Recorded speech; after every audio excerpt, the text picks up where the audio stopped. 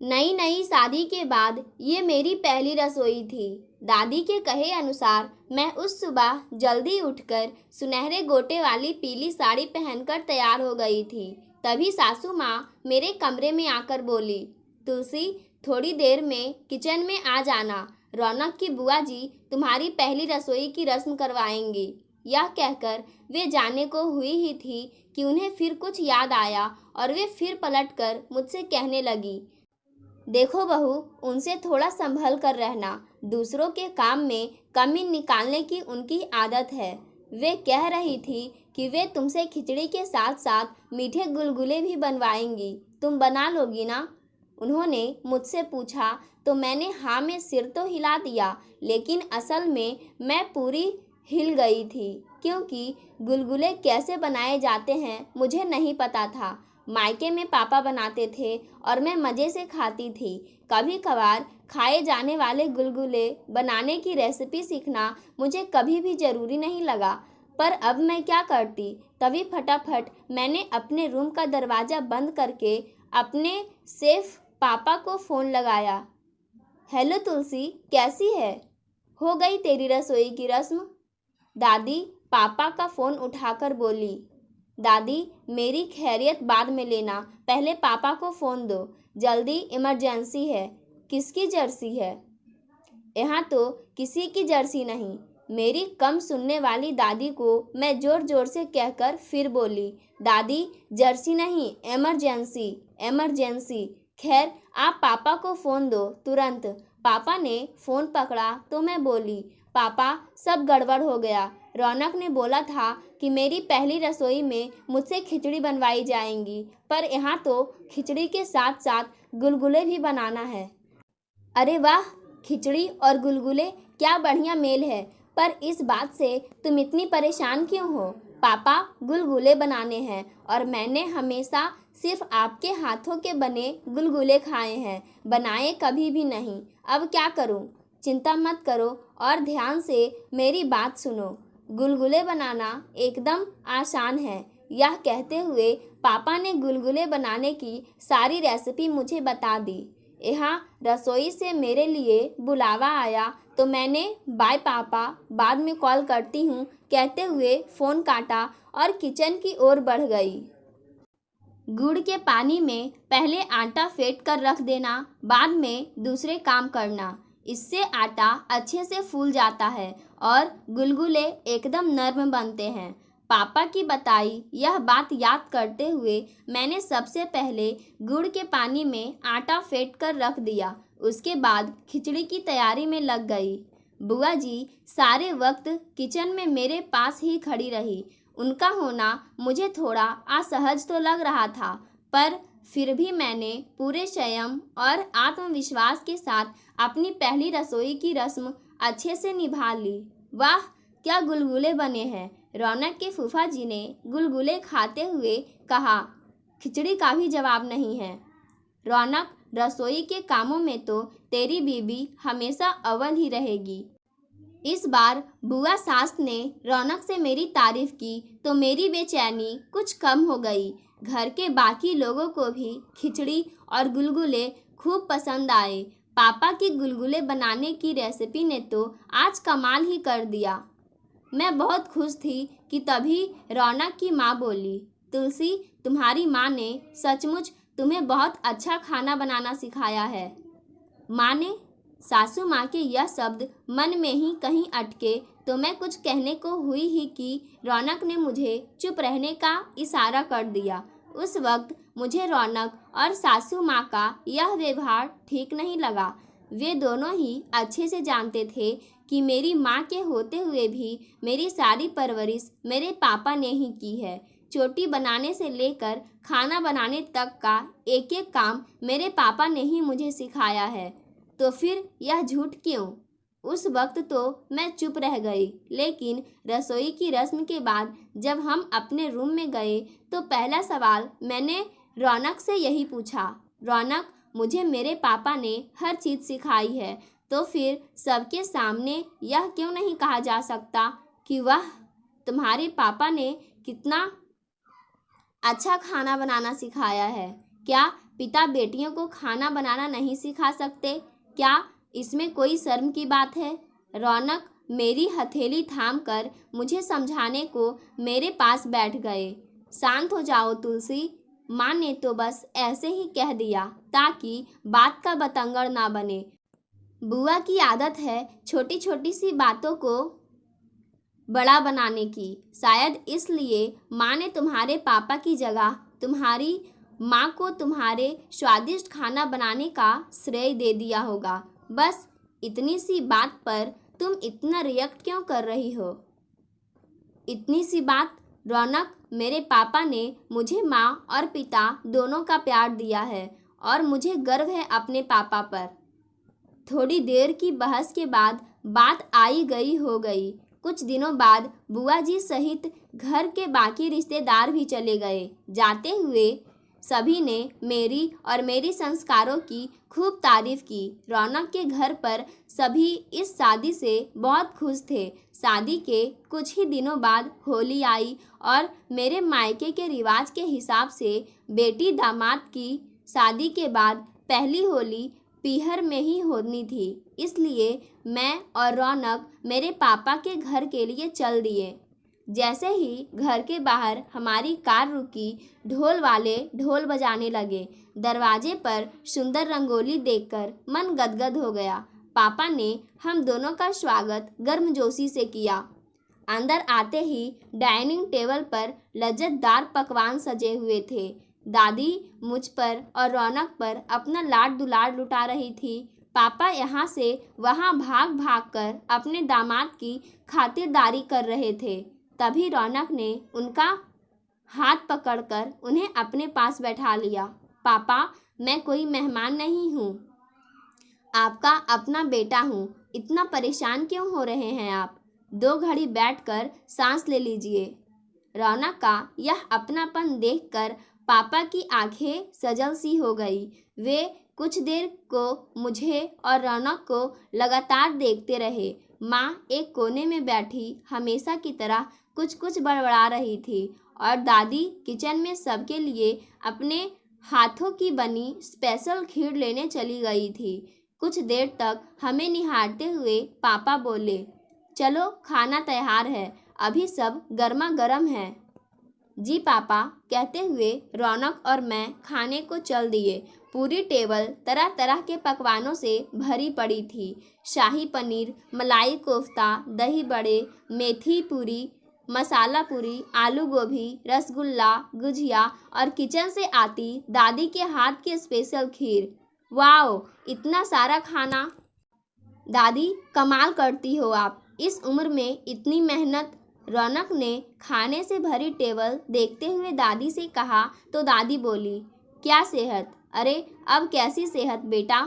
बस ये समझो कि बुढ़ापे में गाड़ी खींच रही है। बस सिर पर हाथ रखते हुए मैंने अपनी कम सुनने वाली दादी से कहा, सेहत नहीं दादी, मेहनत मेहनत। पापा, दादी की कान की मशीन कहाँ है? दादी की बात पर सभी हंस पड़े। तो मैं बोली, रौनक, वैसे इस लज्जतदार खाने के पीछे दादी की कम, मेरे सेफ पापा की ज़्यादा मेहनत है। हमारे घर का खाना पापा ही बनाते हैं। दादी ने बस यह खीर बनाई है ना पापा? पापा मेरी बात पर सिर्फ मुस्कुराए। रौनक हर एक चीज़ को बड़े शौक से खाने लगे। हर डिश का स्वाद उम्दा था। खाते हुए रौनक हर एक की तारीफ कर रहे थे। पापा, सच में बहुत टेस्टी खाना है। पता है पापा, मेरे घर पर तुलसी के हाथों के बने खाने की भी बहुत तारीफ होती है। सभी कहते हैं कि तुलसी की माँ ने क्या खूब खाना बनाना सिखाया है तुलसी को। रौनक की बात सुनते ही सब शांत हो गए। उनकी बात पर मुझे गुस्सा आया तो पापा बात संभालते हुए बोले, बिल्कुल, तुलसी की माँ बहुत अच्छा खाना बनाती थी। मैंने उनसे ही तो यह सब सीखा है। और फिर वही कला तुलसी में आ गई। पापा की सहज सरल बातें सुनकर मेरी और दादी की आंखें भर आई। वो कब से दोहरा जीवन जी रहे थे। पत्नी होते हुए भी पत्नी के सुख से वंचित थे। दादी, माँ और मेरी सारी जिम्मेदारियाँ वे कितनी सहजता से निभा रहे थे। मैं पापा की ओर एकटक देख रही थी। तभी दादी बोली, तुलसी, अब रौनक को थोड़ा आराम करने के लिए ले जाओ।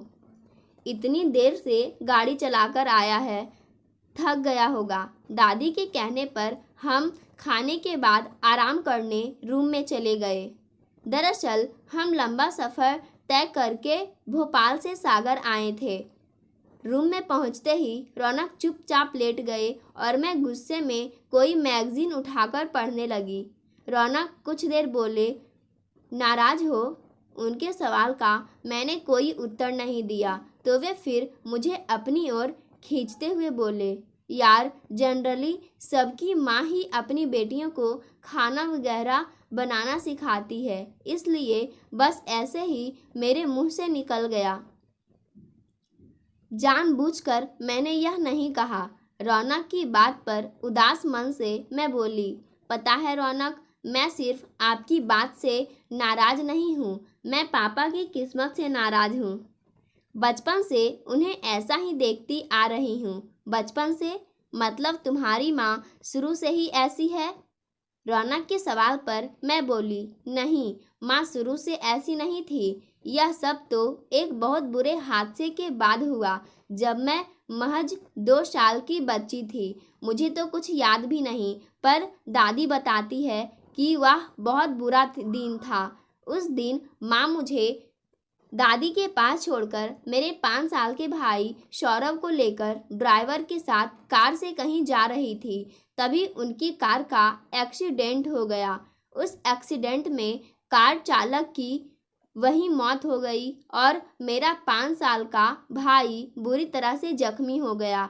कई दिनों तक जिंदगी और मौत के बीच झूलता वह आखिरकार जिंदगी से हार गया। उसकी मौत के बाद माँ अपनी सुध बुध खो बैठी। बस तब से आज तक वे ऐसी ही है। यह सब बताती हुई मैं सिर पर हाथ रखकर गहरी उदासी में चली गई तो रौनक ने मुझे समझाया, इट्स ओके तुलसी, जो हुआ सो हुआ। भगवान की कृपा से देखो कितने परफेक्ट पापा है तुम्हारे पास, तुम्हें कितना प्यार करते हैं वो।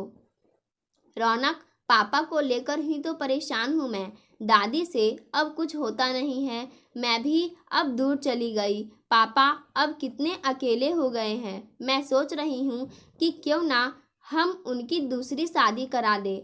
मेरी यह बात कमरे में आते पापा ने सुन ली। तुलसी, तुम पागल हो गई हो क्या?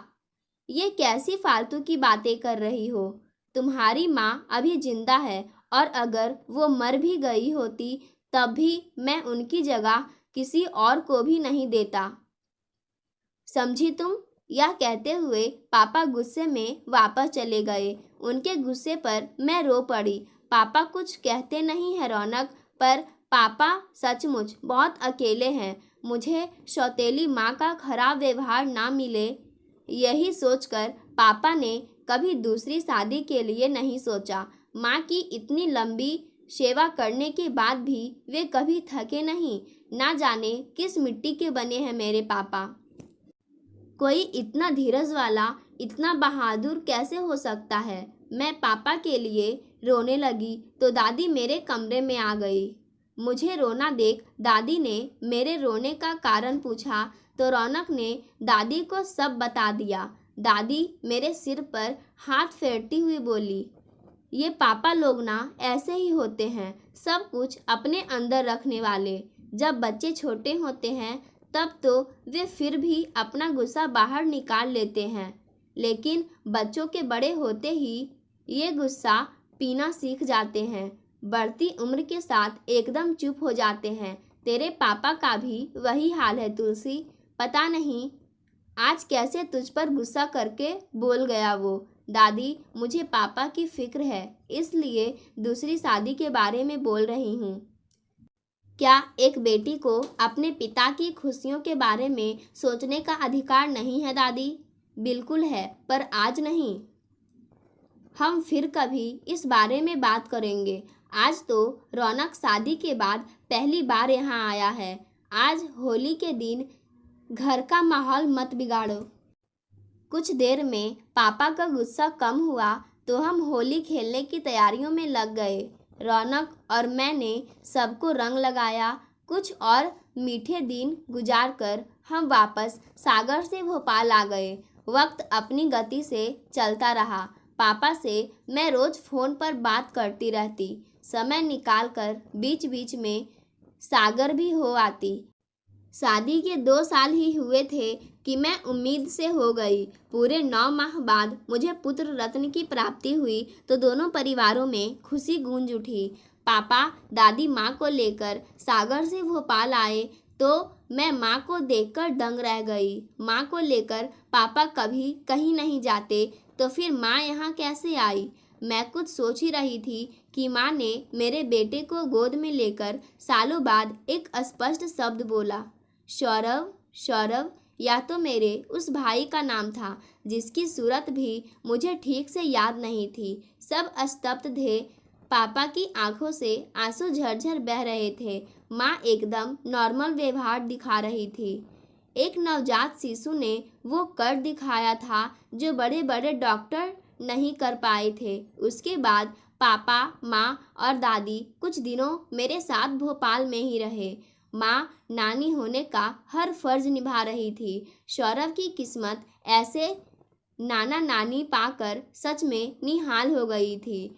फिर पापा माँ और दादी मेरे बेटे को अपना आशीष और उसे सौरव नाम देकर वापस चले गए। माँ की तबीयत में धीरे धीरे सुधार आता गया और पापा की ज़िंदगी में फिर से खुशियाँ लौट आई। मैं कुछ माह बाद 5 माह के सौरव को लेकर मायके गई तो इस बार डाइनिंग पर पहले से भी ज़्यादा व्यंजन परोसे गए। माँ ने मेरे लिए सौंठ गुड़ के लड्डू बनाए।